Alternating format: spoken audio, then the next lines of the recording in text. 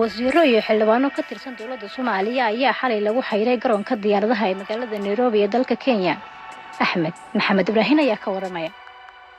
soo baxay ayaa sheegaya in dowladda Kenya ay bilowday inay diido dalku galka ama visa on arrival-ka ee garoonka loogu dhufan jiray baasaboorada ay qaataan xildhibaanada iyo wasiirada dowladda federaalka iyo waliba kuwa maamul goboleedyada dalka jira. Mas'uuliyiinta dowladda baasaboorada ay wataan ayaa hore loogu dhufan jiray dalku galka marka ay ka degaan garoonka diyaaradaha ee magaalada Nairobi. mid ka mid ah wasiirada xukuumadda haatan dalka ka arrimaysa ka mid ah ayaa loo diiday shalay inuu ka qaato dalku galka ama visa garoonka diyaaradaha ee magaalada Nairobi.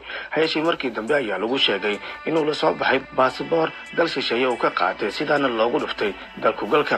wasiirka xogeenka tamarta iyo biyaha ee xukuumadda Soomaaliya Ismail Libax Ibrahim iyo laba ka tirsan senatarada aqalka sare ee baarlamaanka Soomaaliya ee la kala yiraahdo Ilyas Cali Xasan iyo Samsam Cali ayaa xalay ku xirnaa garoonka diyaaradaha Jomo Kenyatta ee magaalada Nairobi. waxa ay ka dambeysay arrintan kadib markii loo diiday dalku galka Kenya oo lagu dhufan lahaa garoomada Wajeer iyo Nairobi. dowladda Soomaaliya ayaa la filayaa inay jawaab ka soo saarto talaabooyinka ay qaaday dowladda Kenya oo la xiriira arrinta ku saabsan dowladda iyo joojinta visa dalku galka ee looga qaadan jiray garoonka